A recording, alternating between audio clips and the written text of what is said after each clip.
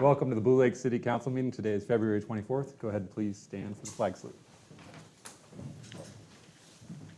I pledge allegiance to the flag of the United States of America and to the republic for which it stands, one nation, under God, indivisible, with liberty and justice for all. Thank you very much. City staff, please establish a quorum. Mayor Sawatsky. Here. Yes. Okay, Mayor Pro Tem Scafani. Absent. Councilmember Napier. Here. Councilmember Lewis Lusso. Yeah. And Councilmember Bayless. Here. So, is she right? Can we get a motion to approve the agenda? Oh, she is. She barely missed roll call. All right, it should be noted that Elise Scafani has entered the meeting.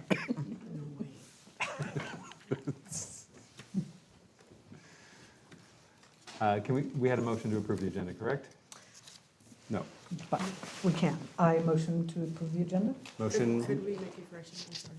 what was that? You need to make a correction? I would like to make an adjustment to the agenda. Okay, we normally don't do that unless it's urgent. What's the reason? Well, I was going to see how the council felt about moving the consent agenda to the end of the agenda so that we could talk about item number 10 before we address the consent. How does the council feel? Is anyone willing to second that amendment? Consent agenda to the very bottom? I would suggest we move it before closed session, like between 12 and 13 maybe. Thank you. Sure, I'll give it a second. So we have a motion made by Kat Napier to move the consent agenda down to, what was it, 10? Below 12. Well, the suggestion was to move it just above closed session. Okay, so down below 15. Consent agenda, motion made by Kat Napier. Do we have a second for that? Second. Seconded by Terry Bayless. Any public comment on that? All those in favor say aye. Aye. We've amended our agenda. Public comment. The public is invited to present petitions, make announcements, or provide additional information to the city council that is relevant to the scope of authority of the city of Blue Lake that is not on the agenda. Everyone will be given 3 minutes to speak. Does anyone wish to speak on public comment? These are non-agendized items. Yes, Julie, go ahead. Testing the Zoom audio first, I guess, for tonight. Okay, we can hear you guys pretty good, okay, too, but I'll kind of go back to an audio request like I've done in the past. Even if we have to kind of rely on some voluntary grassroots funds of donations, but if we could maybe agendize or think about like what could we add to what we have now that would be easy and operationally like efficient for helping amp up the audio in the room so that like, because Marty and others have mentioned over and over again not being able to hear you guys just in the room there. So like the conference speaker thing again. But I think if we could just maybe make a little small step in that direction and the next like, 2 months, I think we could, if we know what we need, can we just like move forward with doing it? Please and thank you.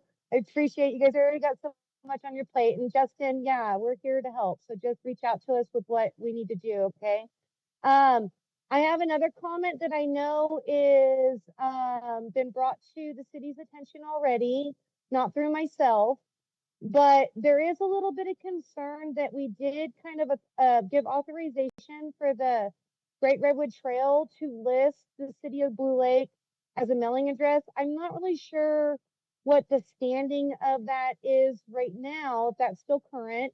However, my concerns would be if it is still current, even as a property owner that's dealing with politics with that situation, and keeping up with everything that's been going on with it with other people throughout many counties, I don't feel like it's in the city's best interest to have that listed, because if they ever get listed for litigation, that means we're gonna get listed as our address too, and I think that's bad PR.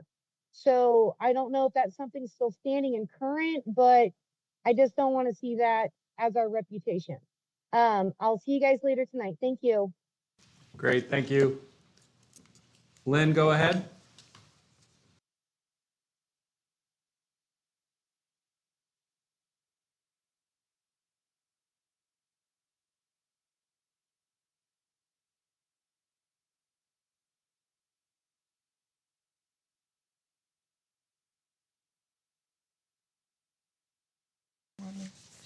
Hello, can you hear me now? Yes, I just, it took a while to get unmuted. Sorry for that. I just wanted to bring up what I think is a problem, and I'm not sure if you're aware that Verizon cell phone customers, which is more than half of the cell phone customers in the county, are unable to call the city, the school, the fire department, or the community resource center. And that's been the case for over 3 weeks now.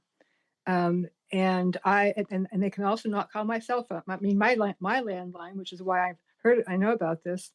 And I've called Verizon and AT&T multiple times about this, and they don't seem aware. They were telling me to reboot my phone, and I know that the city and the resource center and the school have also been contacting Verizon and AT&T and not getting much of anywhere. There's been no notice. As far as I know, I've never been contacted by either AT&T or Verizon. And I think the school and the city and resource center have said the same. So I think this is a problem, particularly because a lot of people only have cell phones. And what the message that they get is the party is unavailable. It's not really clear on what's happening. So people who are calling don't know why they can't get through. And I think this is a real concern. And I have been emailing Mike Wilson about this and haven't really heard back very much. But maybe the council needs to make a request. And as I said, if this was going on for a couple of days, I'd understand, but 3 weeks seems really unnecessary. Something should be said to the public and to you and to me as consumers. And just wanted you to be aware of the situation.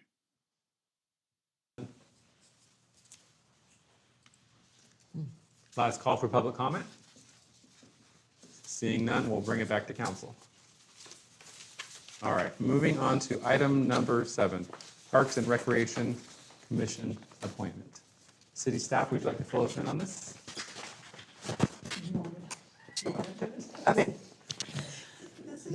All right, lovely. Okay. Well, so from my knowledge, during the January 27th meeting, you guys had appointed or reappointed some commission members to a variety of commissions, but this one in particular is addressing reconsideration of, oh my gosh, what's the name? Tim Daniels for the Park and Recreation Commission. We were going to potentially revisit a reappointment of one of the commission members, but I don't think we've heard from them. So, yeah, attached you'll find his Tim Daniels' application, and so asking that you guys consider him for appointment to the Parks and Rec Commission. Great, thank you, Samantha. Or Mrs. Green. Is it Clerk Green or what? Tim, do you want to come forward and we'll ask you some questions? Okay. How would we like to do this? Council left to right, right to left? Well, let's just have Tim tell us. Sure. Tim, tell us about yourself. You can have to be more specific than that. I could stand here for an hour if you want me to. Give me a time limit. Give us 3 minutes. Okay. I've been a resident of Blue Lake since 2010, so going on 16 years. I've liked what I've seen here. I like watching how they run the Parks and Rec district or Parks and Rec Department? department. Yes, thank you. And I've seen other Parks and Rec directors come and go, and I like that the stability that she's giving to Parks and Rec right now, and I really like all the programs that you guys have going, and I want to be part of it. Great. Questions from council? None? Can I just make one comment sure, of yes, go clarification ahead. on the staff report?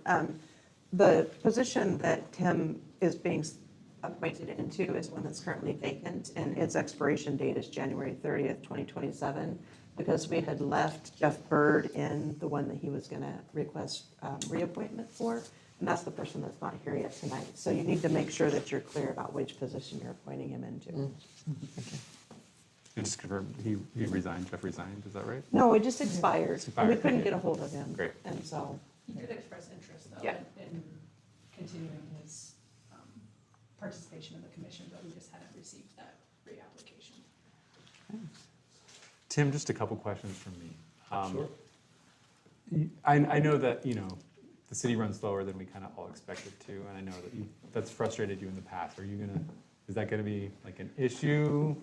Or do you think you're just gonna accept that, the city runs at a slow pace and unfortunately, it's I'm more frustrating? than happy to work with y'all. Okay, I might pester you, but I'll be nice. okay. I'm gonna ask one more question. So, you posted for the Mad Scramble that there's gonna be the Gonzales Gulch, the Yawn Ramp, and a new feature aptly named the Council Quagmire. Yes. I thought we were kind of getting off on a new foot here, so to speak, with the RCMBA thing, so Council Quagmire kind of, I'll be honest, it wasn't my idea, but I liked it. okay. And there's no offense intended. It's in fun. So, I mean, we've named a bunch of the features out there after other people. Fish Ladder is named after Kevin Fisher. It was his idea. Okay. So what is the council quagmire, if you will? Right now, where we set it up, it's kind of a puddle about this deep right now, and it's part of the death spiral. So, What's a death spiral? you're welcome to go out there and look at it. We have it all bambooed off, and we're gonna start running tape tomorrow. We were out there putting stakes in the ground, putting bamboo in the ground. Basically, it's a spiral that spirals in on itself, and you spiral back out. And there's separate lanes going each way. It's pretty fun to watch. Does it lead to the recall ramp? Recall. Good one, Kat. No, Or the hidden beyond invoice that. hill, I don't know. I just, Call it the off-ramp. it'd be cool if, anyway, I just wanted to put Well, that out the there. sign hasn't been painted yet, so I can tell them that you're requesting. No, Are you formally I'm not, requesting no, that they we cannot formally request that, but, Okay. cannot formally request that, but, It's in fun. It's not mean-spirited, okay, great, not at all. glad that. Anyone wish to make a motion? I or do have a question? question. Sure. Sure. So I think it was the last meeting that Jenny had put together a really comprehensive kind of step-by-step approach on how we kind of work from where we are and sort of backing up and kind of gathering a lot of information. About the bike park. Yes, Yes. that's right. Thank you for the clarification. So the thing that strikes me the most is we have pictures of the approved plans. Yeah, We have pictures of what is out there. yep. And there's a huge, massive difference between those two. I'd be curious to see, once we do like a topographical overlay, how much might actually reflect what was originally there. So what were your thoughts about that original plan? Was there something wrong with it or something deficient? I'm curious how this has to do with the Parks and Rec Commission. Because the Parks and Rec Commission will be making some recommendations, and will be looking at that bike park in addition to other things. I was just as surprised as most other people when I saw the plan change on the fly. I didn't complain, but I didn't know what the processes that went behind getting it to where it is now. That's the kind of stuff that came to light later, so. No, I'm not complaining because I definitely appreciate the size of it now. It was actually pretty small, but I was happy with it. Everybody was happy with it. There was one contention I had, and the guy that did that design gave me some good reasons why he did it. I wanted it facing the opposite direction. So you were actually working with the slope, but his concern was the sun would be in your face in the wintertime. It's like, anyway, Who did the design? a gentleman by the name of Stephen Pearl. Stephen Pearl? Yeah, I'm pretty sure his name is on the work, isn't it? I'd have to look. Yeah, it doesn't have like a really big title block on it. Yeah, Jenny has all the information on that. Great. Or as much as I have, anyway. In fact, I've seen stuff that I hadn't seen until you started asking questions. Yeah. And can I clarify something on that? So you said the original plan, that's just a draft plan, right? That plan was never formally. No, it approved. was approved. It went to the planning commission and everything. The plan that she's talking about is the original plan.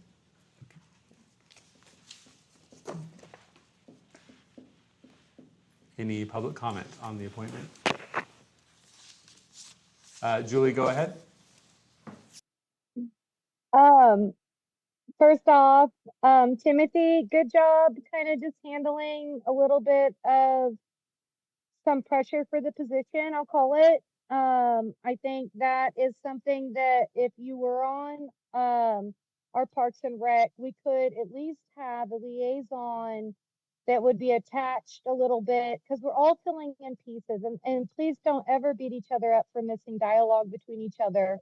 That's just kind of where we're at, but the more we're connected and working together, like Bettina's been on Parks and Rec for a long time, always helped with the Blick Saddle Club. I mean, at one time, Mandy was for a long time our secretary for Blick Saddle Club, and when she got on to manager, and so sometimes it's nice to have like these entities kind of together, but then we always have to realize there's always that recusing process that we would go through.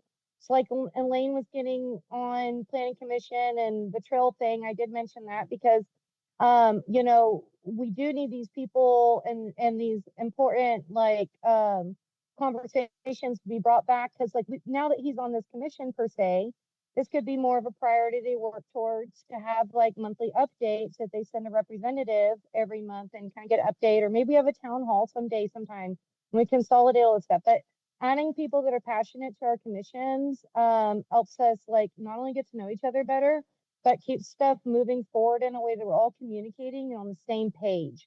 So I totally commend the application tonight, and I'm giving a statement. I'm sorry.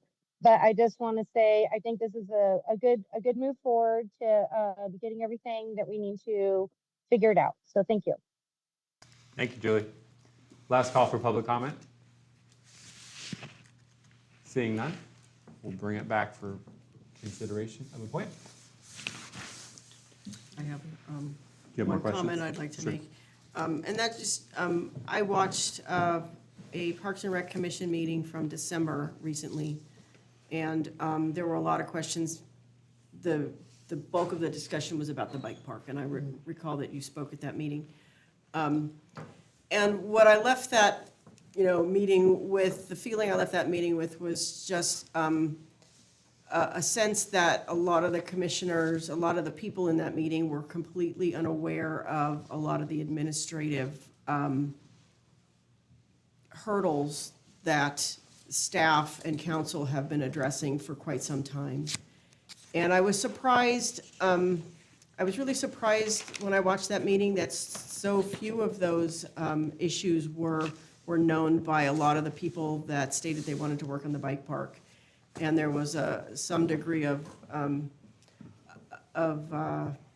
effort or a demonstration of the willingness to cooperate with the city and with staff to remedy the issues with the bike park. But then I also saw quite a bit of frustration on the part of some folks there. And so I'm, as we go forward, and I believe a big part of your inspiration to serve on this commission is, what's been generated through this bike park issue. And so I'm just wanting to state that I hope that the folks that are on the commissions will spend a bit of time maybe coming to council meetings now and then and listen to the conversation that happens and, and the struggles that we all kind of work through in our meetings.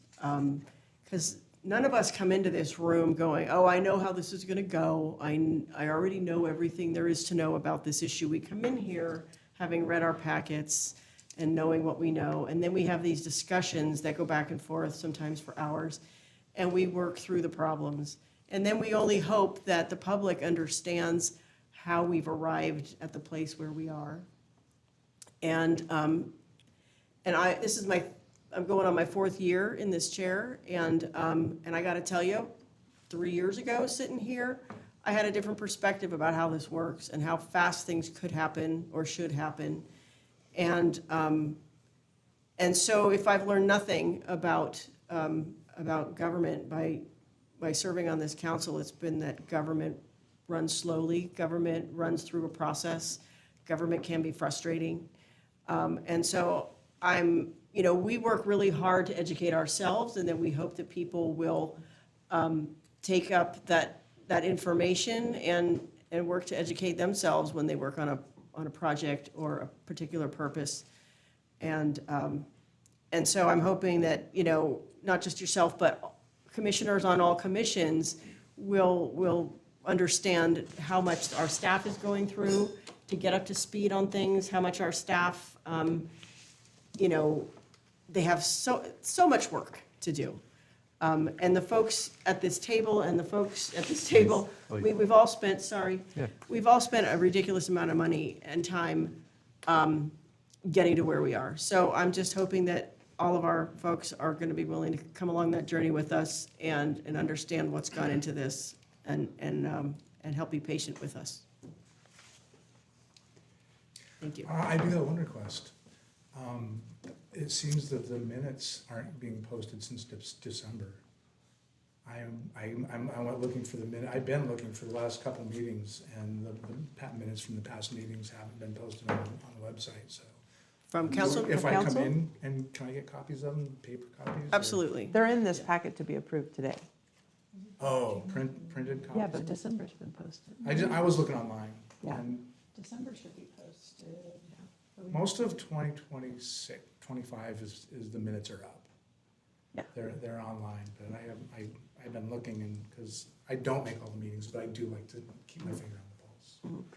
We've had us changing in staff just recently, so there's a little bit of catch up to do. Right, They're always I going to already be a know month that they're- behind. they- Yeah. That's they're- never going to be any other way. Yeah. Yeah, I think the draft for January is in the packet. It is, and that's as fast as Do you it's have any ever more going to be. comments, Tim? I don't want to okay. keep this going. Yeah. Okay. Do I- we?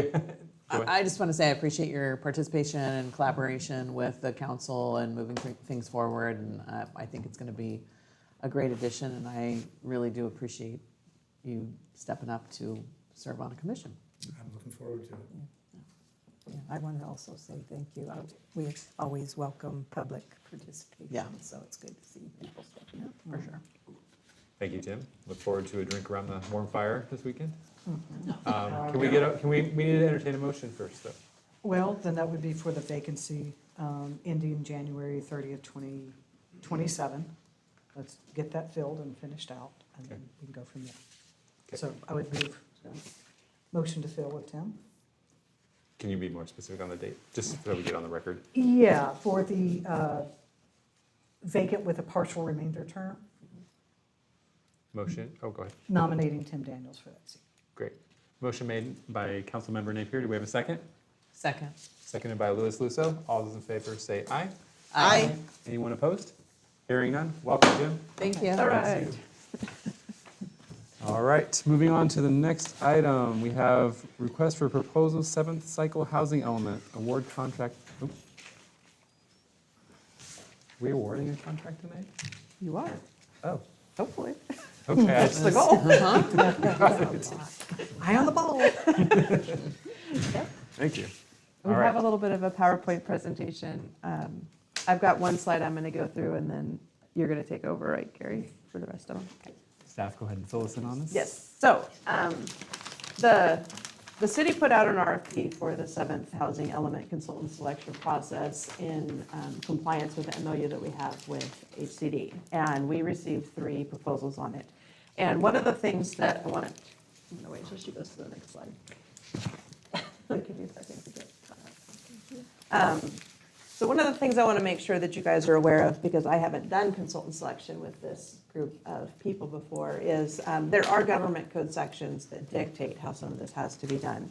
And so I want to make sure that you know what's in government code section 4526. And so basically what that section does is it sets forth for state agencies and all subsidiaries of them the requirements that if you're going to select a firm for professional services, that it has to be on the basis of demonstrated competency and on the professional qualifications necessary for the satisfactory performance of the services to be performed. It has to be at a fair and reasonable price to the public agency. Consulting firms do not bid on these projects, and you cannot select them solely based on price for the requested services. So the price and the scope of the services will ultimately be negotiated between the city manager and the firm if you award it to a specific consulting company. So the amount that's listed here will not necessarily be the exact amount of the final contract, because we're going to work through, well, we'd really like to add or subtract this or that. And so there will be a negotiation process after this. And you should know, though, that the rates that are listed for the actual staff that will be working on the project generally do not change. So what we're mainly talking about is change in scope, change in hours, same rates.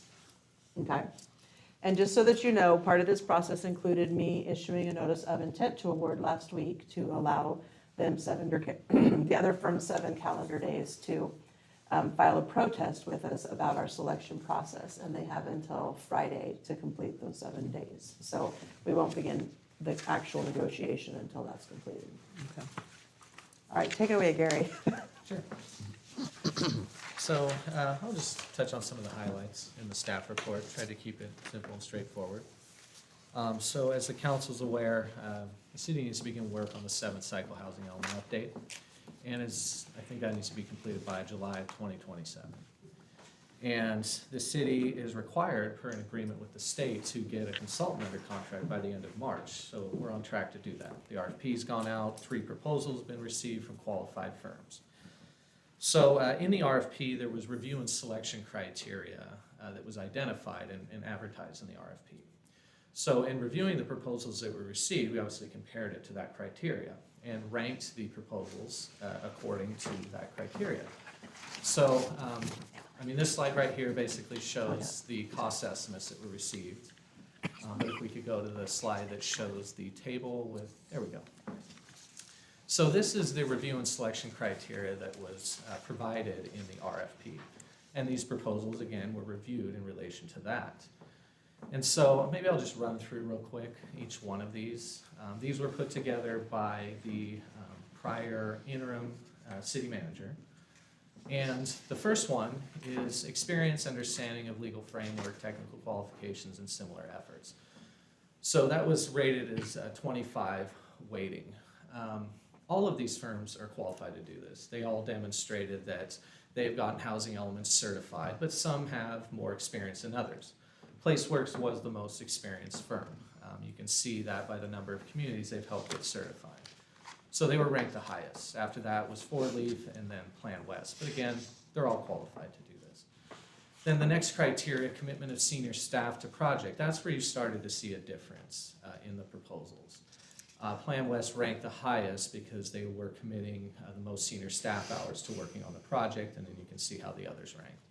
And then responsiveness, the RFP, that was really related to how they addressed some of these specific things, such as commitment of senior staff, the public stakeholder process, things like that. So then next you had the proposed public stakeholder participation process. And really we tried to kind of quantify that by how many hours are they dedicating to community engagement and public outreach, and how are they proposing to go about it. And so for that one, Plan West proposing the most robust effort as far as the activities, the number of hours, all that kind of stuff. Second to that, Four Leaf, and then lastly, PlaceWorks had the least number of hours. And then as far as timeline, they all are running on the same timeline. It's dictated in the memorandum of understanding. They all said the same thing. They all got the same points. And then cost estimate, we did look at, what was the lowest versus the highest. So PlaceWorks had the lowest cost estimate, and then Plan West was pretty close to that, and then Four Leaf had the highest. So that's just a basic explanation of how we went about kind of ranking them. And at the end, ultimately, based on the review and selection criteria, staff is recommending that the city go with Plan West Partners. And that was primarily based on the fact, and this is stated in the staff report, that they're proposing a greater commitment of senior staff to working on the housing element update and a more robust public stakeholder participation process, which, as we saw through the 6th cycle element, is really important to the community. And I believe that's why the prior city manager ranked that the way they did. So anyway, that's the basic explanation of how we went about the ranking. Is there anything else you want to add? Or? I was going to give you a little bit of an overview of the financial implications of awarding the contract. So we have this set up with a unique code in our accounting system for a project, and so we will be keeping track of all the costs associated with it. We also have posted in there any of the costs that have been associated with getting us this far. And so when I ran a report on that, as of the end of January, we had $26,000 in planning expenses in that project 94. In fiscal year 25-26, the budget that you adopted in January included $40,000 for the portion of the work that would happen between then and June 30th, which would mean that the remaining amount that will need to be budgeted for the 25-26 fiscal year will be $74,000 and some change. We have found no grant funding of any kind that seems to apply to this, so it appears that it's going to have to come out of the city's general fund. To add to that, there is some conversations with the Department of Housing and Community Development about the level of technical assistance they'll be able to provide in the 7th cycle.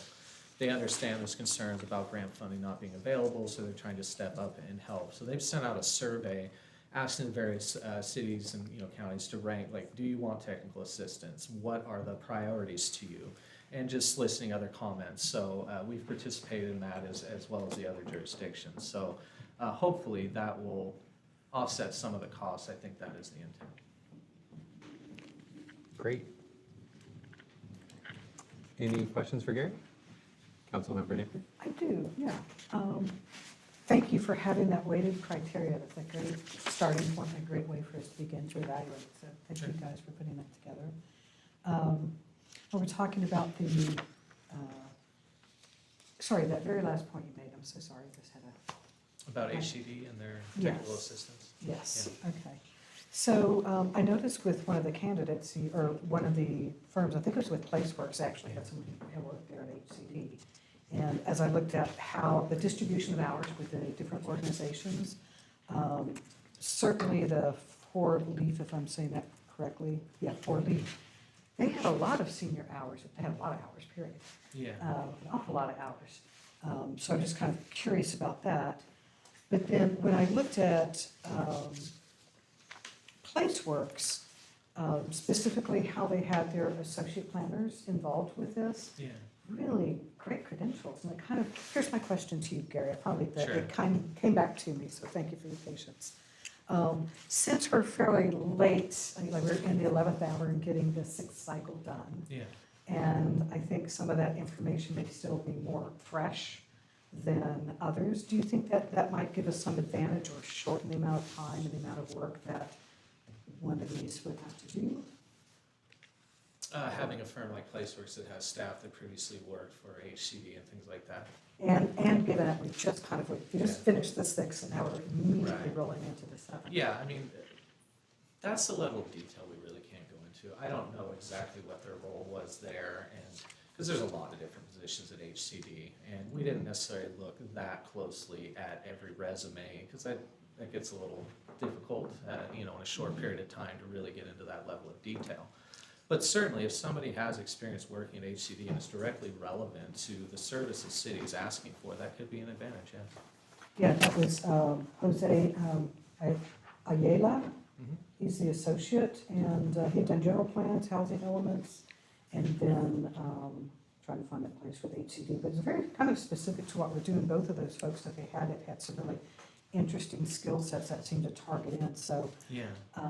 I don't know how much latitude we have in this, but I saw that, while we had kind of tried to quantify this objective, at the same time, I just kind of kept seeing PlaceWorks as more advantageous to the city, maybe a little bit better fit. So is that something that you guys can also consider still at this point? Well, just to be clear, this is just a staff recommendation based on that review and selection criteria. Obviously, the council can go whatever direction it would like. It was definitely weighted the heaviest, that those folks had the most experience. And that could be advantageous, but when looking at the number of hours of senior staff, we're based on the titles that these folks have.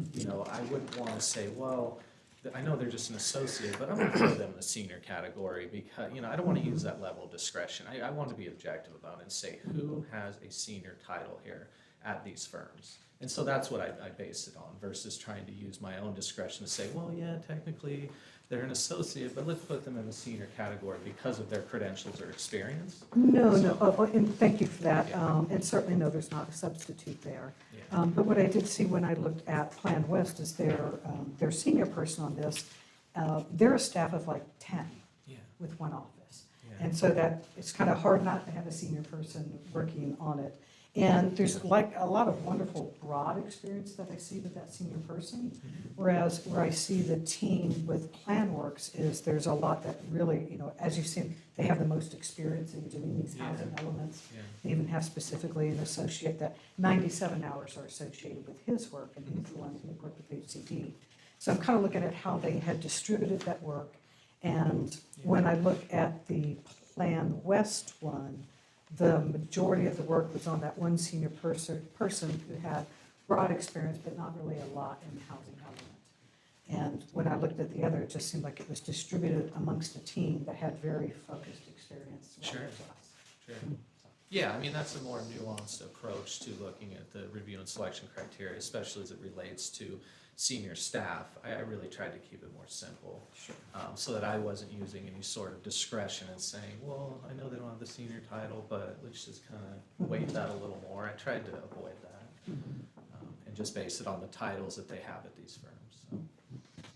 So. And I am in agreement with Kat on the level of experience from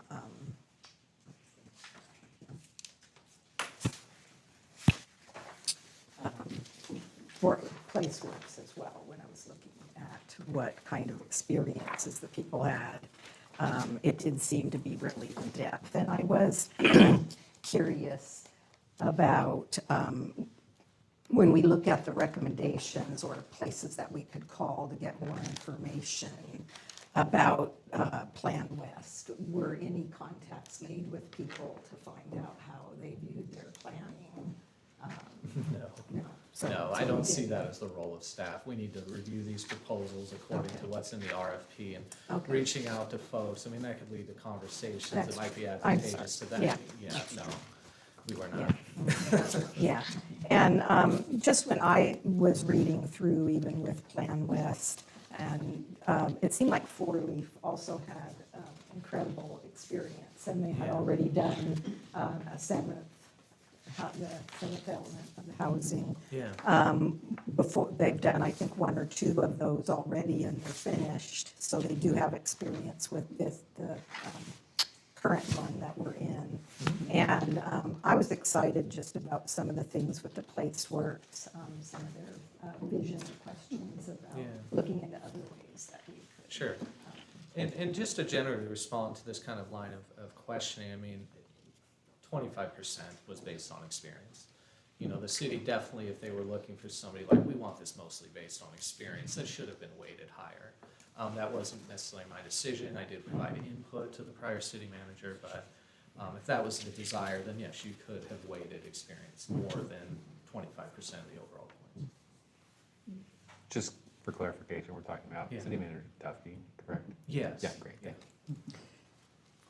Gary, can you explain to them a little bit of what you and I talked to about regarding the public outreach element and the fact that it also is 25% because it was Yeah. important in the RFP and the varied responses that we have in these RSPs from it? Yeah, based on our experience in the sixth cycle, there was endless comments from the community saying there should be more community engagement.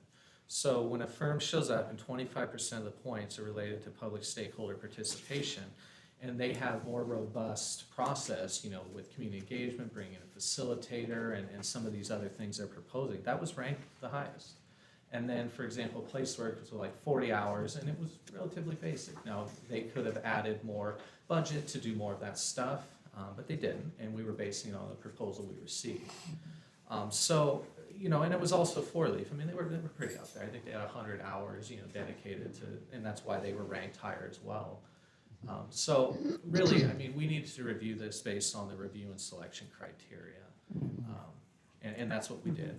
And when you look at that, there was less senior staff involved from the firm Placeworks, and their proposed public stakeholder participation was less. Now, if they had beefed up their scope of work to be consistent with what these other firms were proposing, I'm assuming it would have been substantially more and not $75,000. So just something to think about. 'Cause it sounds like the other organizations all over California, so they'd have to probably be sending people up to do all the planning and everything, right? Gary, sorry, that's for you. Oh, that was a question. Yeah, I mean, it's kind of a statement question. Yeah, I don't want to speculate. I didn't Yeah. investigate each firm to the extent of where are all their offices, where's their staff located. I mean, that's pretty in-depth. I basically, you know, looked at their proposals, related it to this criteria, and, you know, gave our recommendation. But generally, yes, I mean, Placeworks has worked with more jurisdictions than either of these other proposers. And that said, just to confirm, so if we wanted to beef up in one area or trim down another, that's still open. We're not locked into what they put here. So Correct. the- For scope, yes. Yeah. Yeah, when reviewing these, we try and really stick to the review and selection criteria that was advertised, because that's what people were basing their proposals on, so. And if the monetary part, that wouldn't change, so if they do have to come up here like to do stakeholder meetings, they plan that out in their budget to be able to cover what they, Who are you? Who's they? say, whether it be Placeworks or 4-leaf, because they aren't located in Humboldt County. So Yeah, that would have been included in their total, but again, they have, Placeworks especially has significantly less effort in doing outreach. Yeah, I think it was, you know, plan list was like 111, 100 for 4-leaf, and then 40 or something for Placeworks. So I tried to be quantitative with, you know, the number of hours dedicated. Quick question, Gary, Yeah. is outreach just like having like a town hall and they come in the community, talk to them and kind of take information from them, or what It what could is come in outreach? many different Okay. varieties, yeah. It could be community surveys, it could be town hall meetings, it could be charrettes, I mean, it could be all sorts of stuff. Yeah, like Creating a website where people can provide input, I mean, having a facilitator, there's a whole variety of things you can do. And the state encourages more robust public outreach as part of the process, so that's one of the reasons, in addition to the comments from Blue Lake residents, is one of the reasons it had 25% weighting.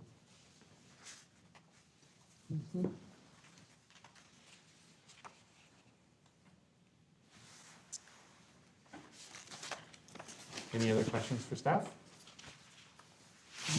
All right. I just would like to mention that Vanessa from Plan West is here if you have questions of her. Great. She's happy to answer questions. The RFP also did include an option for us to do interviews. So I think if council is uncomfortable moving forward with the information that you currently have, Eric and I could theoretically set up some interviews, and we'd probably have a special meeting to get a contract in place by the end of March, but that is an option. Okay. Would you like to come forward and answer some questions?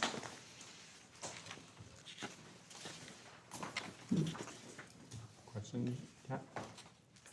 So I'm Vanessa Blodgett. I am a principal with Plan West Partners, and we are based in Arcata.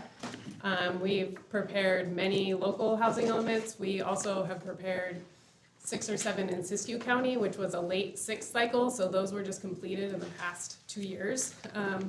We completed those for many of the cities in Siskiyou County, and we have done many local ones in the past cycles as well.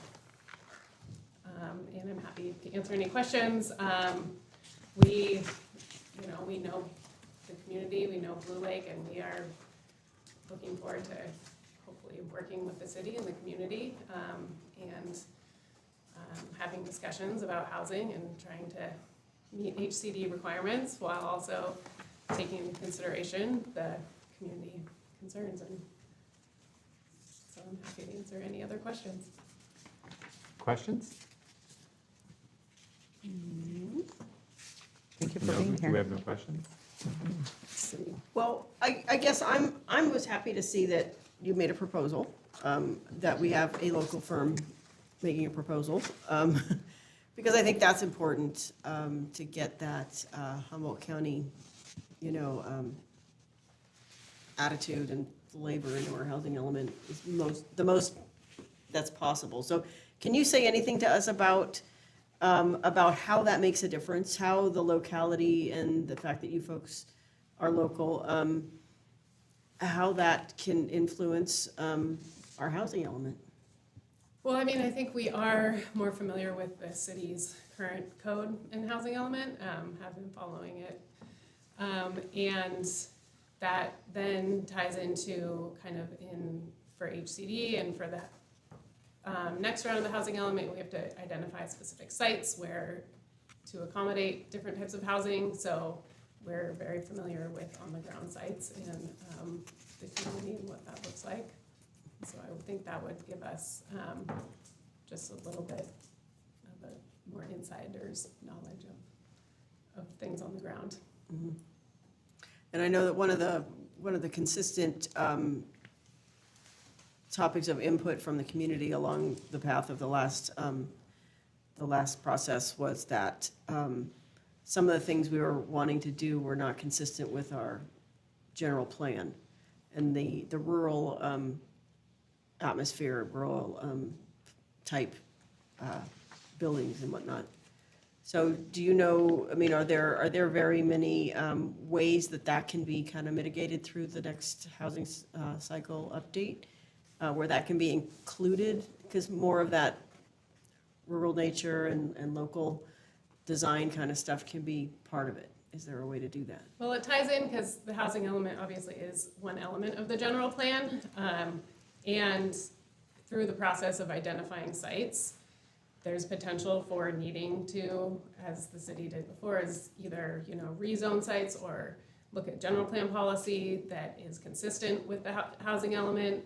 But we haven't dove into specifics for this cycle yet.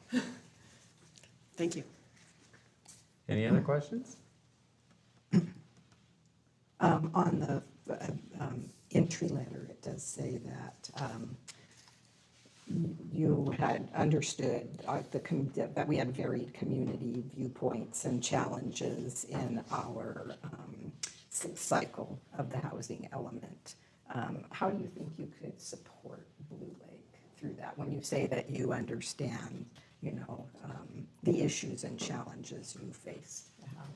Well, we did bring in Lulu Mickelson, who is a very experienced facilitator and around housing topics. So it's really starting off the community conversation early and what the housing element is, what it isn't, what community values are, how that can play into the housing element. And then on the other side of that is the housing element there's a lot of state HCD requirements in there. So it's having the conversations with the community so people understand the background and understand why things are the way they were proposing or to be in the housing element, and just really have an understanding of what's in there and why. Additional questions? Well, here's a great opportunity, since I had said one of my concerns with Plan West was the small size of the staff, and that while capable, your senior planner has great broad experience, but maybe not so much specific to housing elements. So I guess gently reassure me how the staff of 10 can meet those deadlines, backfill if someone is out, especially your key person. Yeah, so Michelle Nielsen has a lot of housing element experience. So she used to work for County of Humboldt, has prepared housing elements there. She did a lot of the Siskiyou County housing ones. In the past couple of years, we've done some other smaller local jurisdictions. City of Ferndale, we've been helping with the City of Fortuna, and she has been wrapping up some other work, so she is available and will be dialed in and jumping into this full swing. And then we do have other staff to fill in as needed. I have, quite a few hours in this project as well and will be helping. And we have another senior advisor who will be dedicated to the Blue Lake housing element. So we feel like we have full staff capacity to do it in the timeframe that's required. Great. Any other questions? All right, I'm going to open up for public comment. Does anyone in the public wish to speak on this item? Julie Christie, go ahead. What was our consultant's name again that was just speaking, that gal? Vanessa, did you help Arcata with the gateway plan?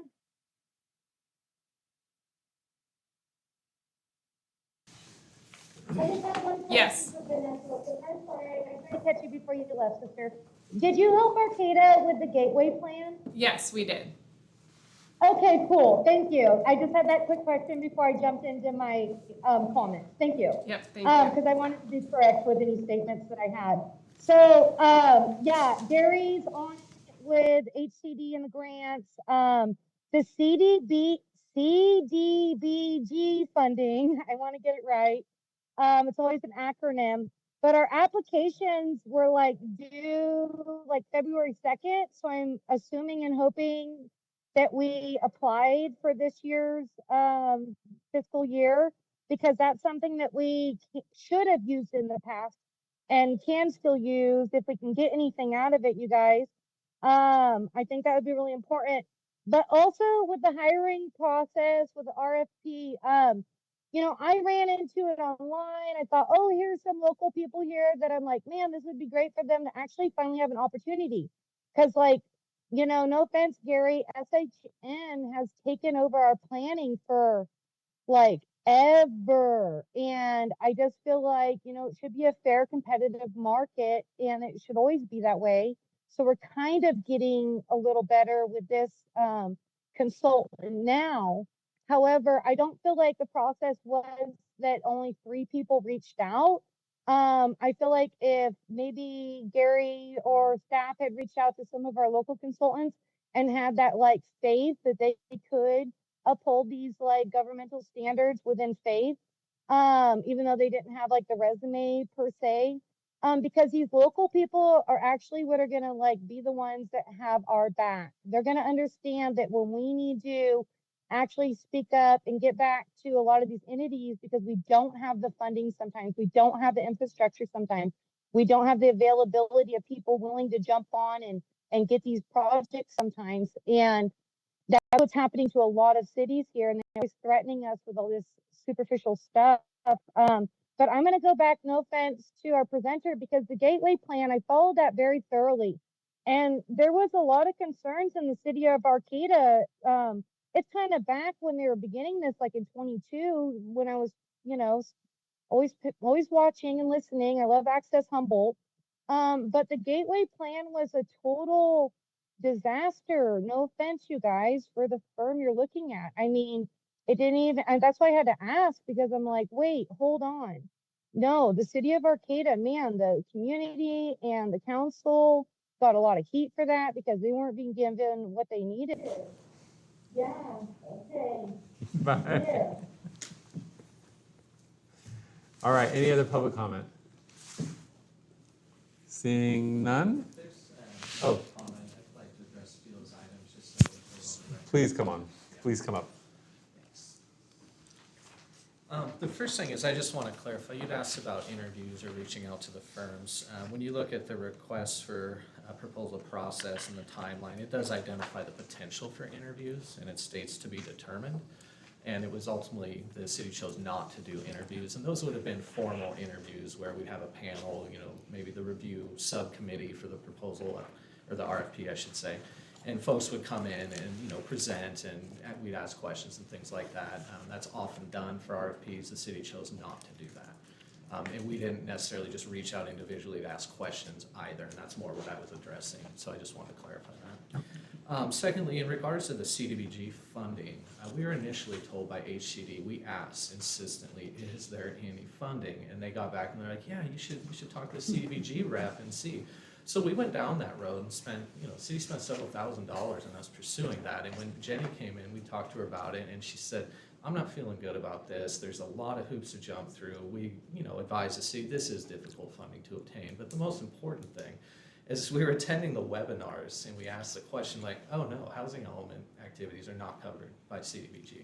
So we were misadvised by HCD on that being a potential funding source, and would have not pursued that if we were aware of that. So as far as the RFP list, we also asked HCD, can you provide us a list of the firms that have done housing element updates in the state of California and that have gotten them certified? And they gave us a list. That's who the RFP went to. So we tried to send it to all the folks that were qualified to do this in the state, and we got 3 proposals. So, anyway, just wanted How to many clarify. did you send it to?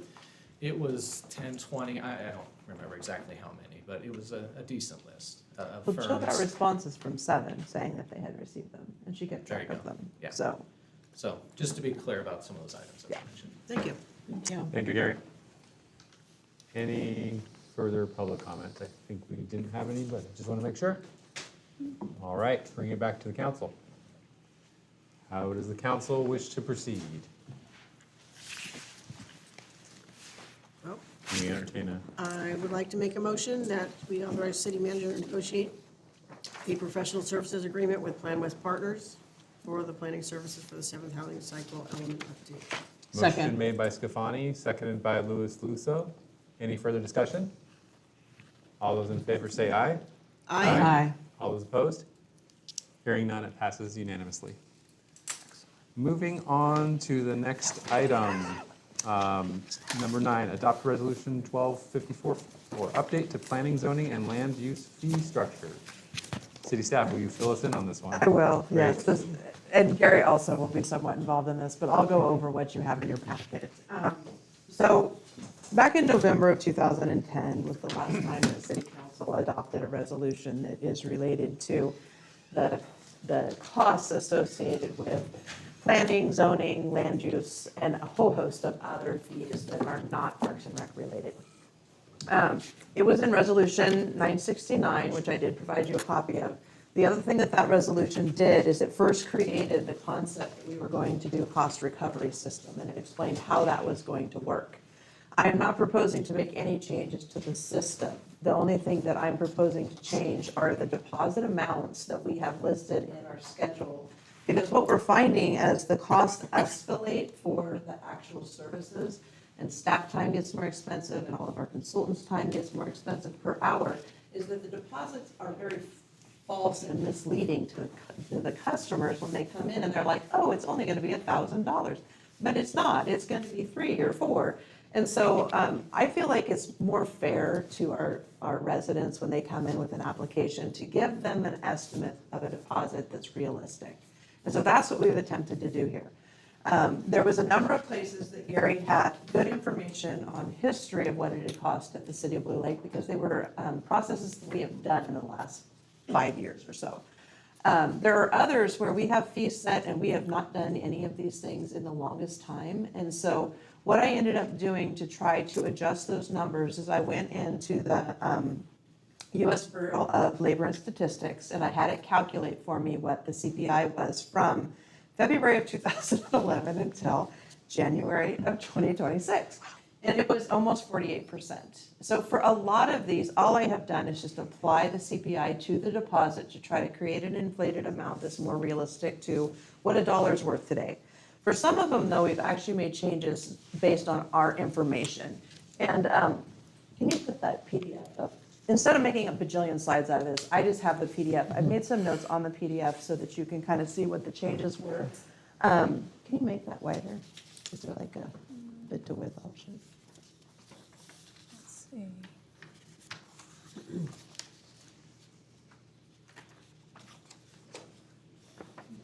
Oh, yeah, that's much better. Okay, so we do preliminary application reviews on a regular basis. And this is an opportunity for people to come in with an idea for a project, have a, sort of a sketchy site plan, and sit down with the planning staff, the city staff, and potentially the city engineer, get some input on their project so that they don't move forward into something that could be quite expensive without knowing what sort of difficulties they might run into. This is a step above the free service that we offer, where somebody can come in and in 30-minute increments, two Wednesdays a month, they can come in and make an appointment with the city planner to have, just sit down and talk about something, and that costs them nothing. Once somebody starts, coming a couple times, we're like, you really need to do a preliminary application. You kind of get one freebie. So it used to be $200. It's now $500 is my suggestion.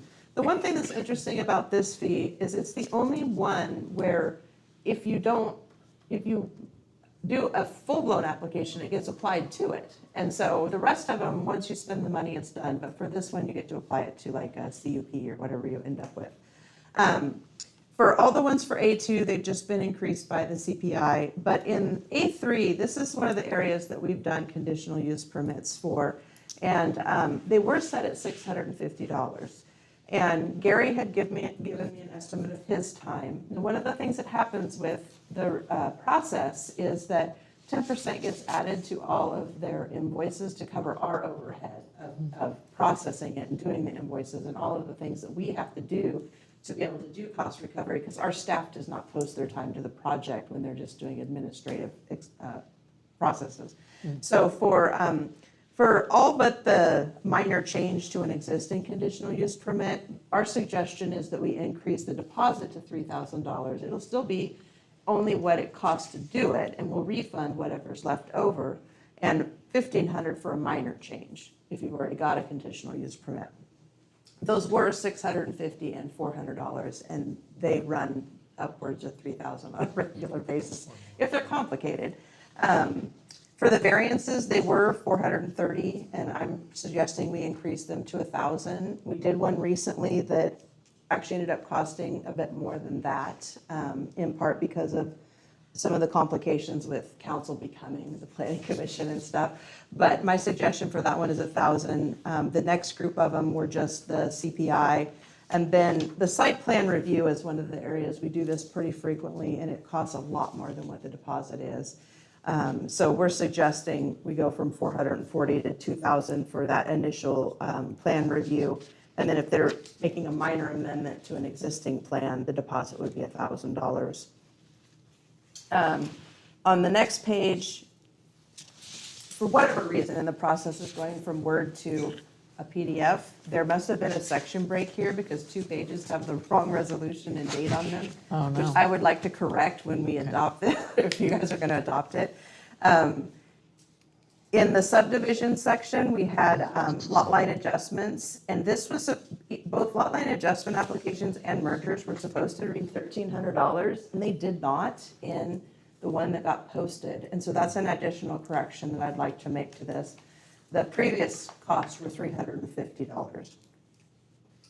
All of A10, 11, and 12 have only been minorly adjusted for the CPI. We don't do these very often. These are like, other fees that get added to a subdivision.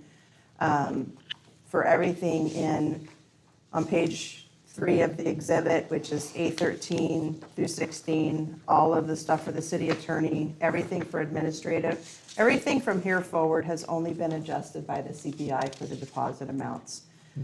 One of the things that you guys may or may not know, and so I want to make sure you do know this, is that our city planner bills us at $150 an hour, our city engineer at $195 if it's Mike, and $170 if it's Jordan. And then the city attorney is currently billing us at $185. And I have to say, I think that they probably these are lower rates for similar services than I have paid to the same firms with other people as the clients. So I think you guys are getting a pretty decent discount off these rates. So I think that's mainly what I have to say. I provided you with the original resolution, but the other thing that's in there that hopefully you kind of perused is SHN had prepared for another agency a comparison between all the different fees for a bunch of different agencies. And this was attached in here, so you could kind of just see how high some of these really are. And again, most of these places also do cost recovery, so these are deposits, not, fees as just a number. And then Gary, what would you like to add? We didn't really script this very well. We didn't talk today about how we're going to do this. Yeah, no, I mean, you covered a lot of the good stuff. I would just maybe emphasize some of these points. Even when the current fee schedule was adopted, it still wasn't reflective of the actual cost. And the city did that purposely because they just didn't want to charge more in initial fee deposits. A lot of jurisdictions don't do cost recovery, and they subsidize processing development applications, and that's their choice. They can do that. Maybe they can afford to do that, but Blue Lake can't. And we've been advocating for years to get these close to the actual cost. So it was nice to be able to go through the exercise of tracking permit costs going back to 2016 and coming up with averages, as Jenny noted, for pre-application site plan approval, conditional use permits, and lot line adjustments. The rest of them, there just weren't enough of them to be able to come up with an average. It wouldn't have been reliable. So this will be better. People will know when they apply closer to what it's actually going to cost to receive that permit. The biggest issue we probably run into, especially in small cities, is folks submit incomplete applications, and that back and forth with the applicant to get a complete application can cost many, many times over even these updated fee deposits, and that's our biggest struggle. And does that cost come to the city or to the person who's? It ultimately goes to the applicant because the city requires full cost recovery and has since these fees were adopted. And that was an important change for the city to make. But when you pay $650 and then you get a bill for $4,000, it doesn't work for people. You know? And even as much as we tell them it can go well over this, it is still always a surprise. So knowing upfront and having more transparency about these costs, I think, is very important. And I'm glad the city is doing this and that the city manager is proposing this. The comment about reduced rates, that is absolutely correct. Firms like ours and communities like this offer reduced rates because we know, it's hard for the applicants in the community, the city, et cetera, to afford our normal rates. I don't bill at $150. My normal rate is significantly higher. So, that's an extra kind of benefit of hiring firms like SHN. GHD does it as well. Several firms do it. So anyway, that's just something that's kind of an industry standard. Other than that, that's all I got. You guys have any questions? Questions for staff? Very comprehensive. Last chance for questions. Going to go ahead and open up for public comment. Anyone from the public wish to comment on this item? Julie Christie, go ahead. Thank you, John. I just want to comment that, I understand everything inflating and situations with economy and quality of life for everybody, but we have to think about the process too if we're going to inflate these rates a little bit. Jenny, your comments were interesting that other firms pay more for the same peoples than we do. So is that just so they can stick around? I don't know. Thank you for the service, but we can always look around. But my next thoughts are like Jay's Comfort with his stuff, Ryan Russo with his stuff.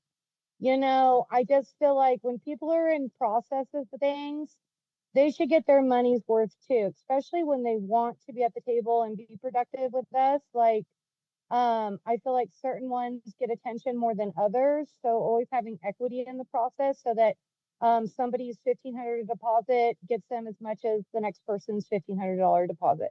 Other than that, just ethics and keeping the city moving forward in a way that people are really comfortable and confident coming and giving us that money because they're assured that they can move forward in a really structured process that everybody's covered, the city and them included. Thank you.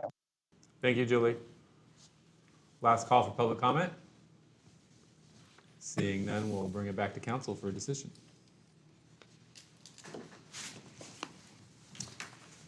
Let's see.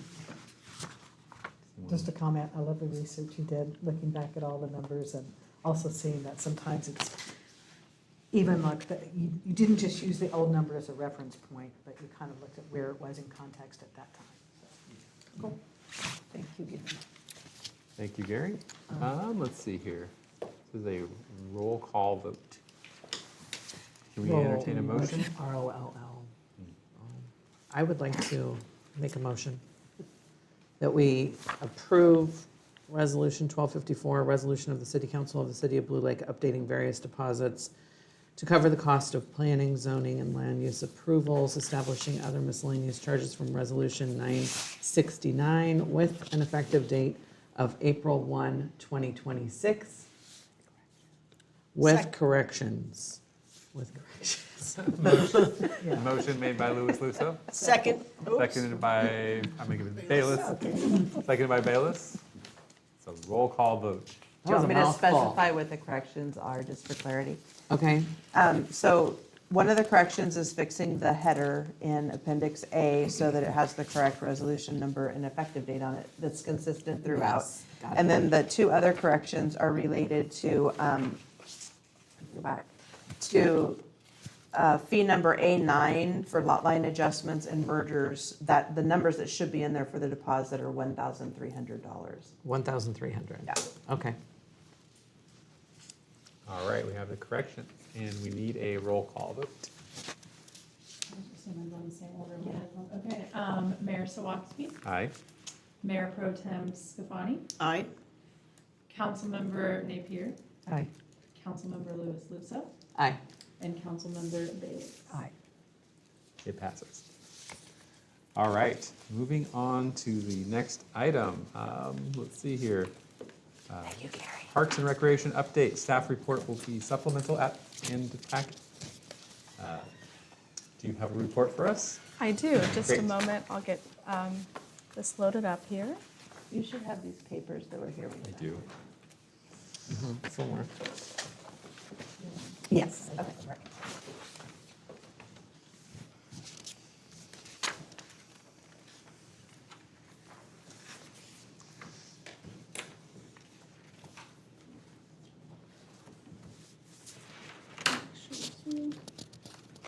Can Zoom, what?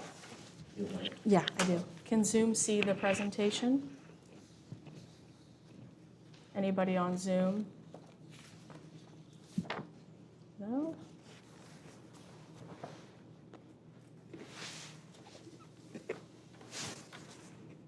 You're good, Emily. Okay, great. Thank you, Julie. I don't know. Can't find them. We'll work with it later. So thank you all for your patience to getting this item to you today. I know it's been on a lot of agendas, and I've received a lot of feedback from different parties, whether it was staff, the public, council members, about things to consider when we talk about the next iteration of our fee schedule. So I have a short presentation for you today that's going to be coupled with a very rough draft proposal that's all in front of you. And I'd like to go page by page as I highlight specifically what's new that council may not used to be seeing in prior fee schedules. The goal of this iteration was to really look at having a more robust cost recovery in comparison to what other cities have in their fee schedules. So with the help of our intern from Cal Poly, we did some really deep research across all the local cities up here and trying to find the most comparable facilities that meet with ours and what we have to offer, the different amenities that their facilities have that ours do, and trying to break down the rates to truly reflect the cost of us when we host special events and host programs. So let me get my notes out here. But I'll start off with the staff report in front of you. So the goal of this is that this draft fee schedule has been created to include fee adjustments and new line items for cost recovery purposes related to special events and recreation programming.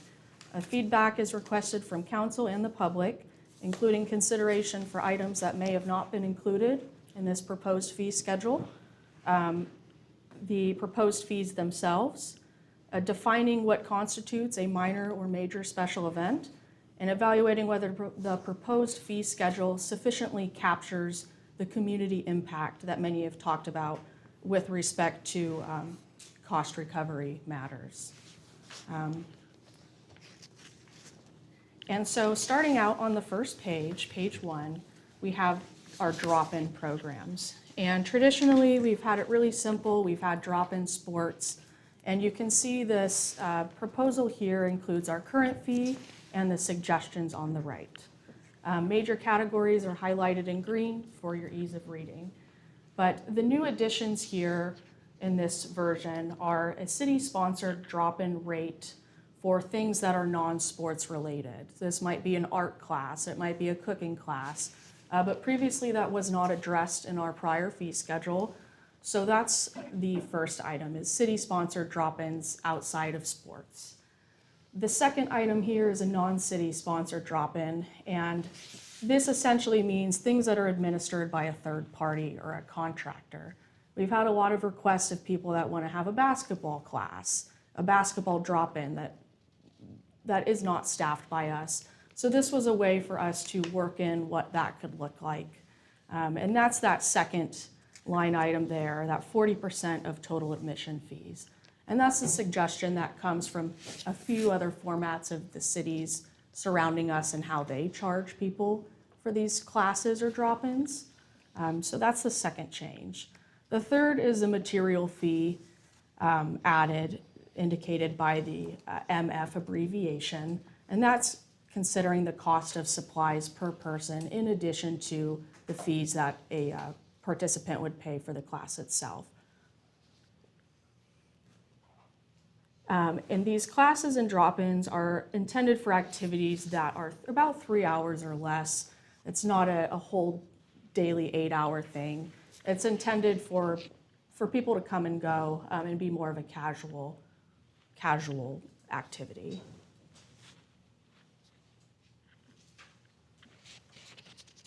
Just a moment here. On page 2,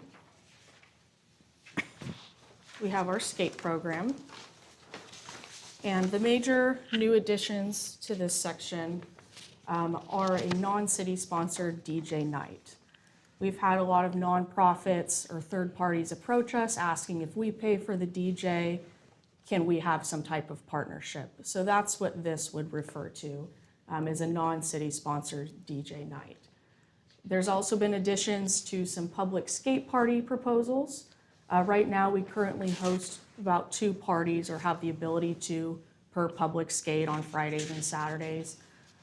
So we've expanded this a bit to include both a standard and a VIP package. The major difference between these at a public skate party would be where the party itself is held. We have our party room, which currently we can fit 2 parties just about in there, and then we have our mini rink, which would be intended for the VIP party and be a bit more expensive for this public skate package. The third major addition to our skate program here would be a VIP add-on for private parties to personalize the party more. And it doesn't take a lot from our staff, but it would be a way to gain some additional revenue where we give people the options to choose games or interactive activities that are hosted by our staff during this private skate.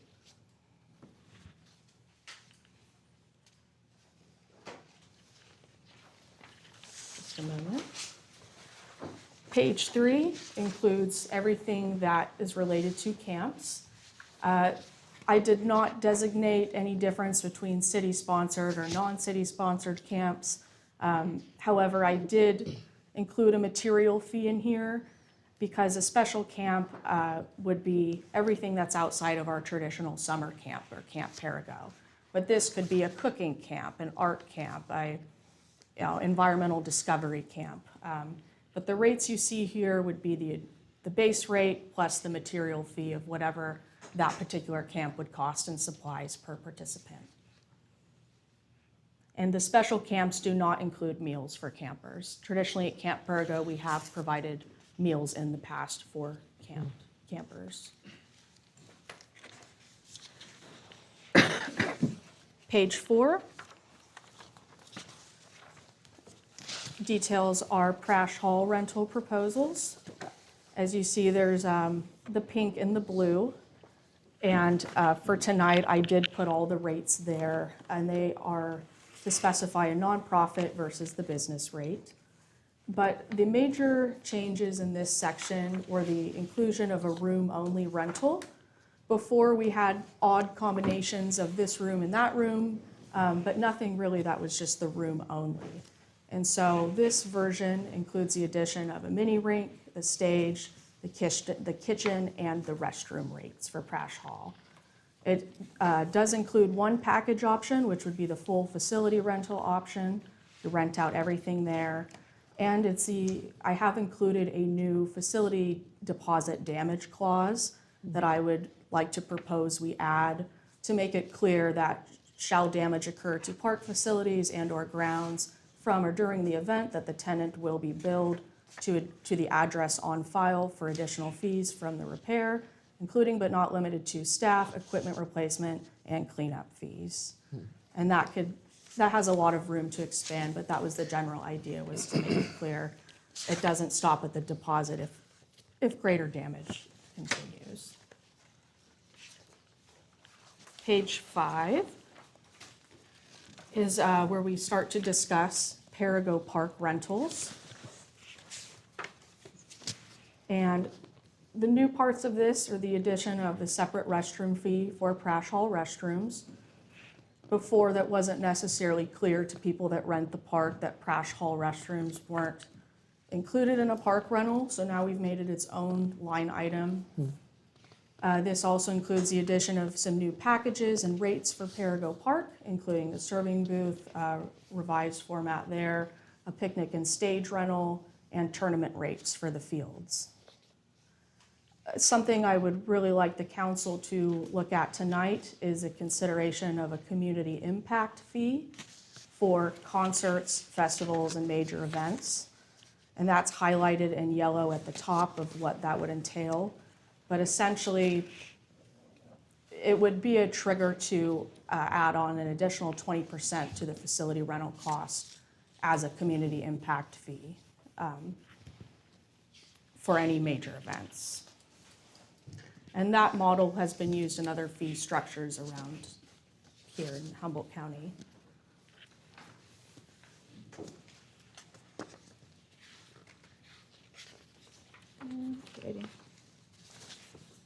Waiting for this to catch up with us. Page 7 is other rentals. The new parts here, again, is the community impact fee. It applies beyond events just at Perigo Park. But I've added the addition of Skinner Store here and Town Square. Skinner Store with the idea that if we were to make some multimedia upgrades, that this room could be utilized and rented out with collaboration from the Resource Center and Town Square, of course. This also includes the addition of basketball court rates, which were not clarified previously from the tennis courts. The addition of Taylor Way rates. This would include a parking rate, an event rate, and a camping rate. And there's 3 considerations here I'd like council to think about. One is being the addition of parking fees or having paid event parking, similar to Humboldt County Fairgrounds, where there's either a parking attendant or collected on behalf of the organizer. Consideration for a per site fee for camping rentals. So this would be in addition to the rate that they're renting out for the area, how many sites they have, how many campers, and consideration of the bike park as a future rental at some point.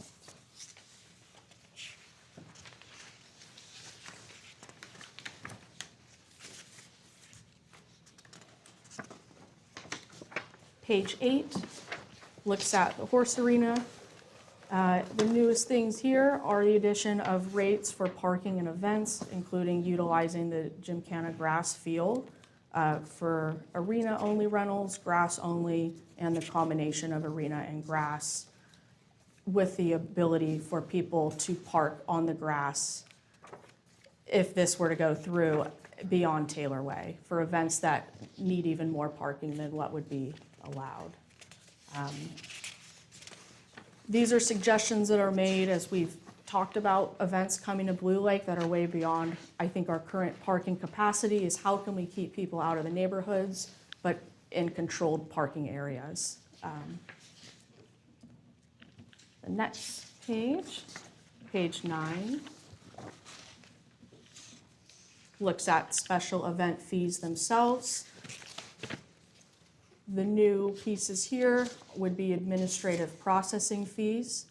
both a regular and expedited rate intended for the actual staff time it takes to process the paperwork for an event, cancellation fees for those that cancel their event at the identified specified time in there, traffic control fees. This includes the administrative review of the plan itself, barricades, and cone fees. Cones being in the neighborhood to preserve resident parking, mostly in downtown Blue Lake area. The addition of miscellaneous fees, including porta potty fees, concession sale fees, food truck fees, and vendor fees. These would be fees paid by event organizers to the city when they want to hold a large special event. And city-sponsored event fees. I wasn't sure what to name this, but when we host an event and we would like to request a vendor to pay us, like a craft vendor, that's where those are coming from. Or food trucks that participate in city-sponsored events, what would be the fee they pay us?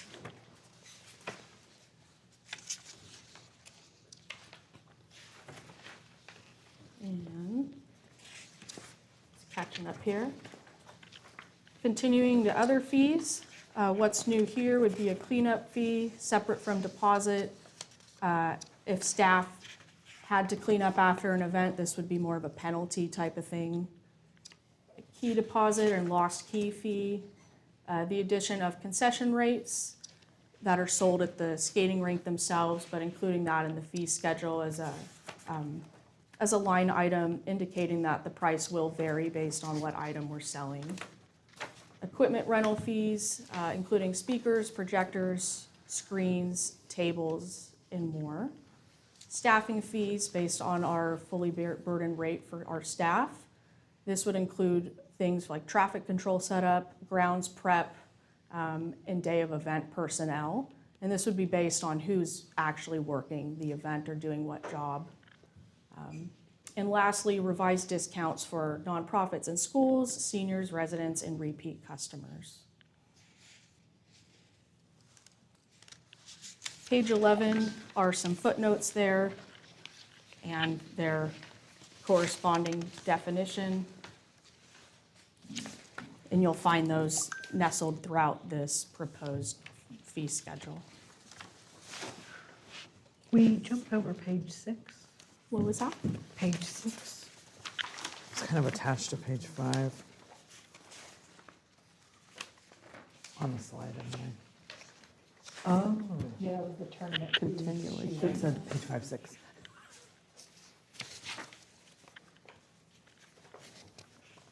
And that's all I have for you today.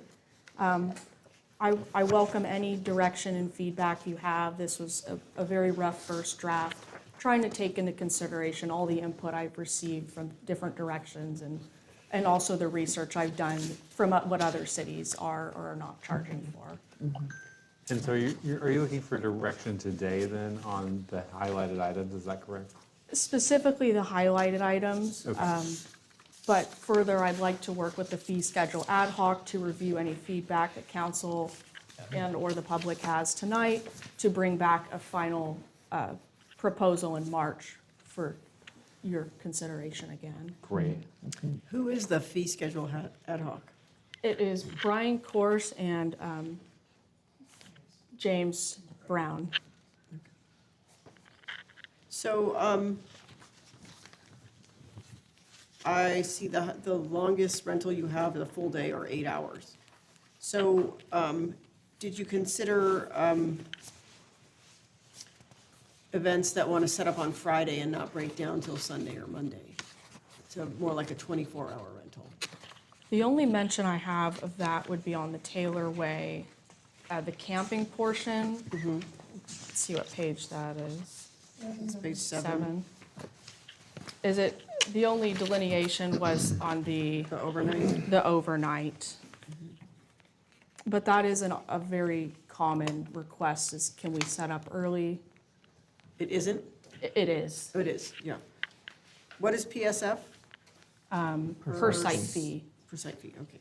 So if they had 80 campers, suggested, $5 per camper type of thing. how that would be enforced too. If we were to go that route, I'd like direction on. Good question. Not me. So has anybody done any studies on that area in terms of how many parking spaces can be carved out of that space? Not definitively, I would wager about 100 cars or so. I took pictures during the medieval fest, and it was a pretty significant amount. I think it was around 100, like you were saying. 115. And that's something we could go out and measure too, or get some drone shots and try to approximate exactly the capacity of each space for parking. Because part of what I'm thinking is that if you charge, for a parking situation, if you charge some percentage, a fairly high percentage of what the organization can make charging for parking, if there's a flat fee for that space, then there's a built-in motivation to get people to park there, because they need to recover that cost. And then that lessens the impact on the neighborhoods, on the surrounding neighborhoods, because that organizer's gonna be working a little bit to get people into their paid parking area. Because my understanding is that with some of these bigger impact events, there's a little fallout and complaints after the fact from neighboring, streets and folks. So, That's a good point.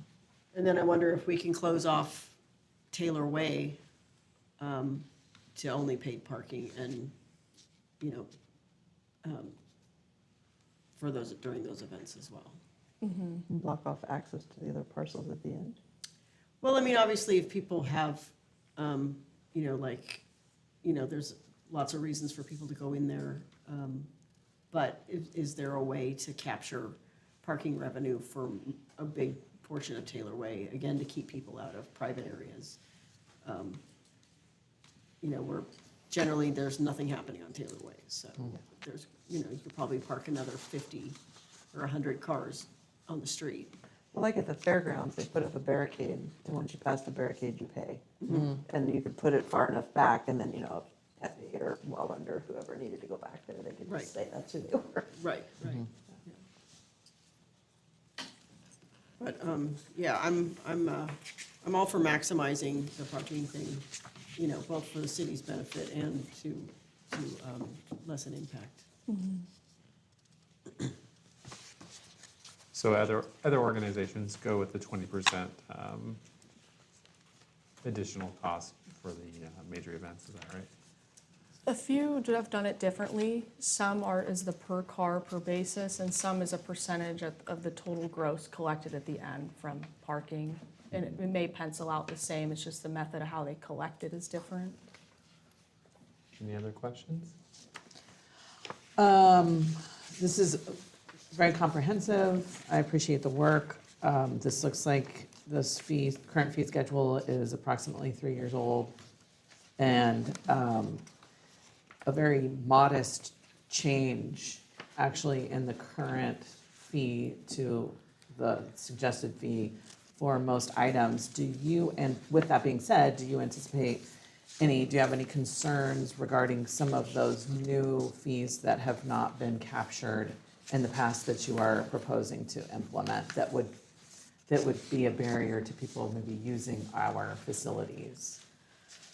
While I am concerned, I don't want to nickel and dime event organizers too much. I want to ensure that, similar to the larger cities, we are capturing what it truly takes the city to host an event and be able to make some money on top of that. And some of the fees I kept very similar because as I looked, it really was the amenities that other gymnasiums offered. Like with the rental, you got 20 tables for free and 40 chairs, and that's where we fall really short, is we don't have those amenities just available that come with the rental. Hence, it didn't feel right to raise the prices to be neck and neck when we're missing all of that. That's very thoughtful. But as Glenn, our public works superintendent, mentioned, the city infrastructure we have currently to host events is really limited. You have maybe 3 or 4 street barricades, about 50, 60 cones, and that's it. But if we were to invest further and decided large events is the direction we want to go as a city, I think we could recover those costs really quickly. And I just have one other point of clarification on page 9 when you were discussing the vendor fees, where currently we're not capturing those food truck vendor fees, but they're going to be assessed to the organizer instead of what we would normally capture, or in addition? So, kind of two-part. If it's another festival, somebody that wants to have, for example, the medieval festival with concession sales that are non-food truck, that's the fee they would pay per day of the event overall as a total. Food truck, similar, it would be per truck per day that they pay to us as a fee for the city. The city-sponsored events, or if we were to host the event like the Horse Story Tour, where we have, I see. La Barca and Los Quiles, that would be the fee that they pay to us for the day. And the craft vendor, the $25, that would be going to the city. I understand. Okay, that makes sense. Thank you.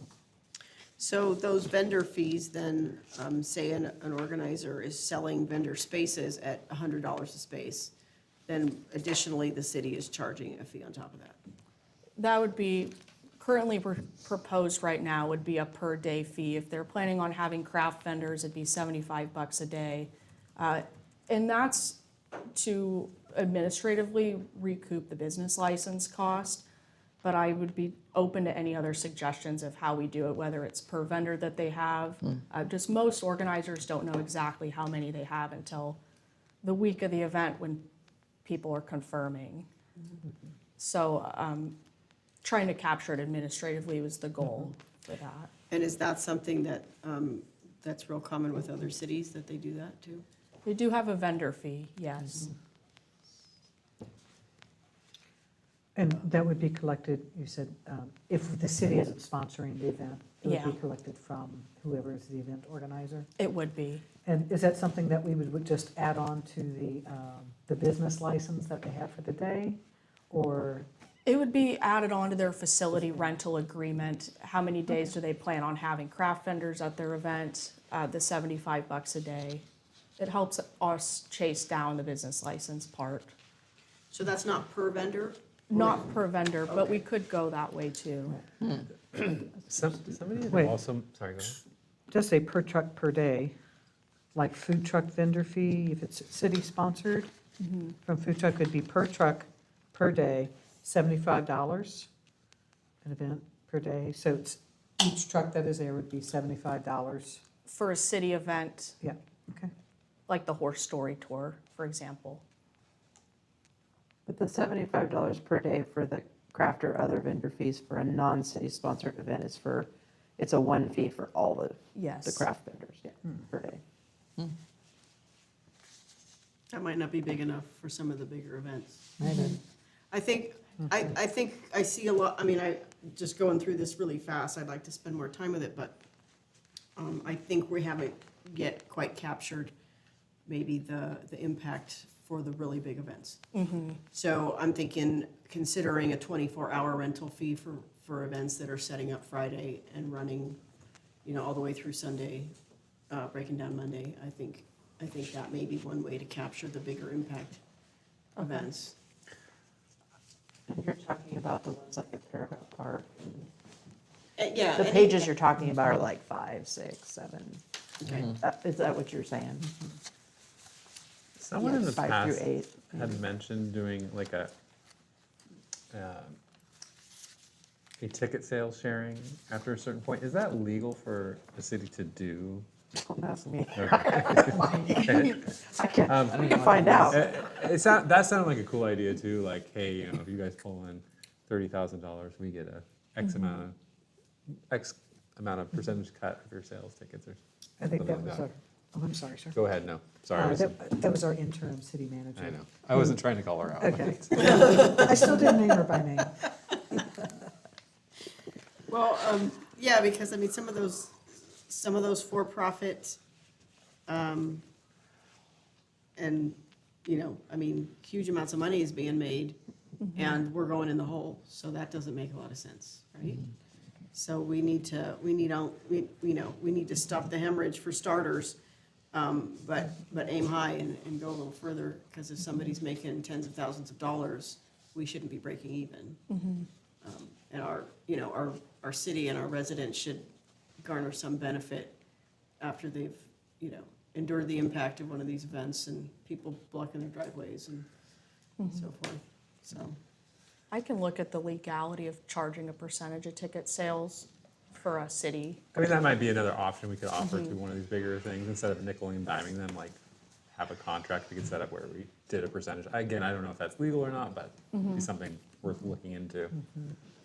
Well, and except for nonprofits and certain entities that have to report income, I don't know if there's a way to attach that, right? Because any private entity has no obligation to report their income or their sales. So that would add another layer to figuring out how to do that, I think. I think this is a good jumping off place, and I also am appreciative of your forward thinking and anticipation of future events. And I'm guessing that there may need to be some adjustments later on in the year as we move forward to see how things go. I don't have the motion sheet in front of me, but what is it that you're asking for the council for today? My biggest question was whether the community impact fee is something the council thinks is a good idea. It was hard to capture without making a whole separate table or wondering how much more would we charge for a major event that does impact the community, whether it should just be an overall percentage, if it should be its own set of rates, and if so, how do we define that? I would say, yeah, I think we need more time to digest it right now, like come up with some ideas. Getting it right, I mean, thank you so much for all the hard work you've done. Of course. I think we just need time to kind of like get a copy of it and like review it more thoroughly, and then we come back with some better ideas. I like the 20% right now, but I think there's a lot of stuff that I can't think of right on the spot. Well, I think too, what would help is if you did a couple of breakdowns, like events that we know happen or typically happen here, like if you say, okay, currently the Betty Brown Festival is this big, it occurs in these facilities, it take, this many days, this is what we've been charging. With this new fee schedule, this is what it would be. So I think if you could do a couple of those for us, maybe one of 3 different size events, then we can start to visualize what that means. Because otherwise, we're sitting here going, math, and I don't understand which bits and parts and pieces of this go into particular events. Okay. So that's just kind of an overall. And if you have any other information that we could consider, like, last year's medieval festival, the city charged X number of dollars. Our estimate of staff costs that went into this was X, or something, just so we can kind of compare. In the past, it's been like this. With this new rate schedule, the picture will look like this. And then we have more of a sense of how much, if we want you to raise it higher, or we think you're at the right spot, or, that kind of thing. That sounds good.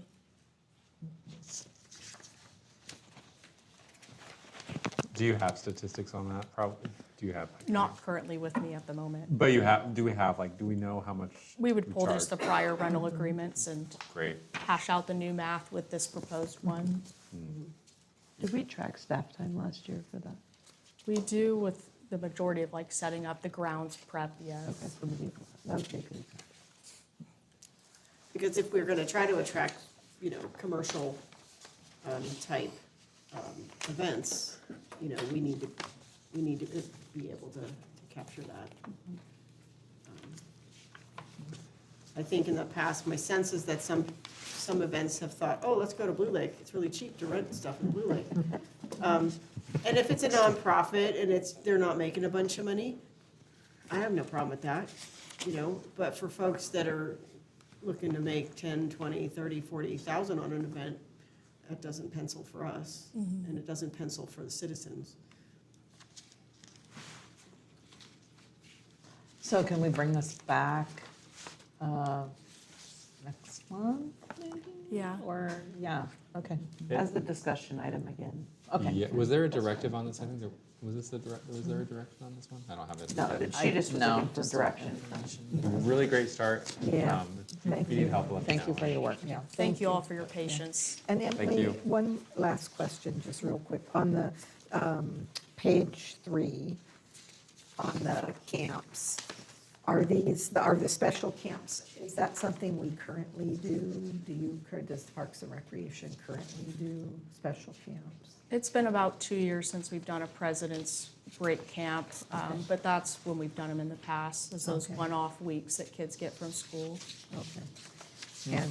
And are those refundable if the kids don't want to go? Or is it once they sign up, then it's paid?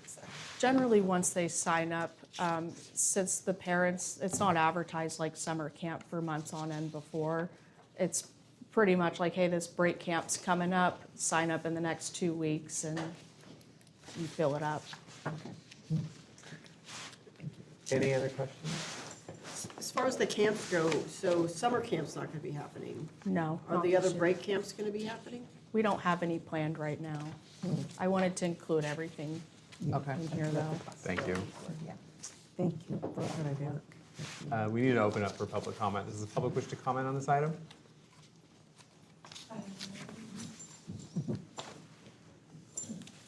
I just want to say thank you, Emily, that this kind of shows a little bit better what we're expecting. I really like seeing the camping in there and use of our grass fields. And my concern is getting water in there and who pays for the toilets. That's been my question all along, and why we're not charging for camping.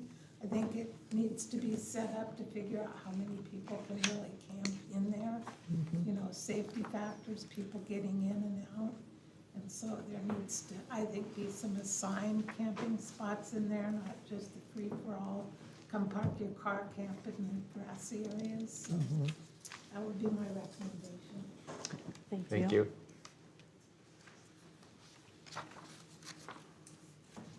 Lynn Glenn, I really like Elisa's suggestion of looking at the events that have traditionally always come to Blue Lake.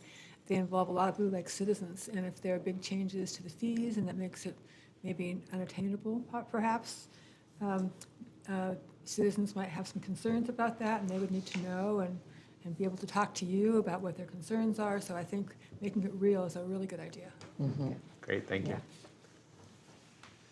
Any other public comment? Julie, go ahead.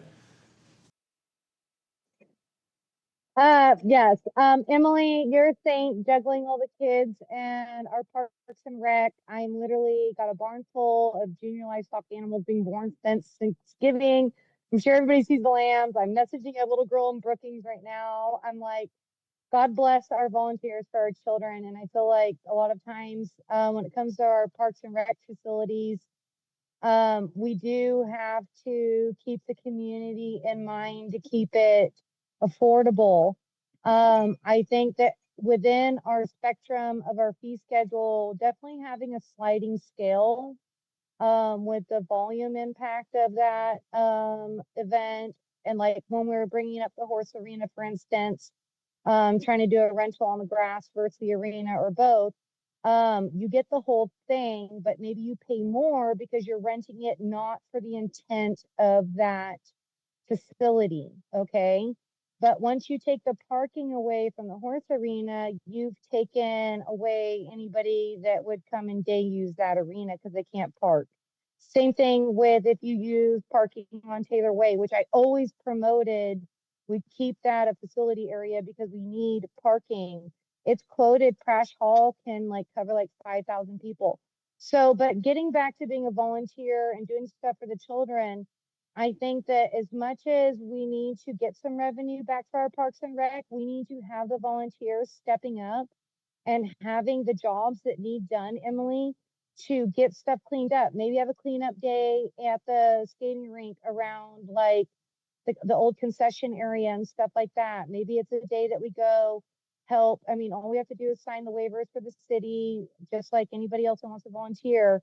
But if there's ever anything that the community can do to step up to kind of like help with those projects to get our parks and rec like a little bit more visually acceptable and like presentable so that they're admirable for people to rent them. Because always keeping that up to par really makes us like, and we're gonna have to do it ourselves. I helped the McKinleyville Arena, I helped Blue Lake Arena forever. We have to do it ourselves sometimes. So as much as we have a fee schedule, we really need the help of our community and all the clubs that want to get together and help facilitate those things, but they need to know what to do. So on top of the fee schedule, I know that's a champion event in itself, and we'll get a look at that again. But keeping in mind, like, don't be shy to ask for the help and organize it in a way that we can constructively get it done. We will definitely be there. Thank you. Thank you, Julie. Sorry. Last call for public comment. Seeing none, we'll bring it back to council. And Emily, are you kind of clear on the direction to head? Yeah, I Okay. think I've gotten enough Okay, and feedback. Jenny, oh, go ahead. I would like this too, as a part of the budgetary review, the fee schedule to be like a regular thing we start doing each year Good to idea. keep it up to date. Great, Good idea. thank you. Yeah. All right, we're gonna take a quick break. Justin, do you have to pause the recording, or can we just mute audio, or what's the process there? Okay, Ooh, bless you. thanks.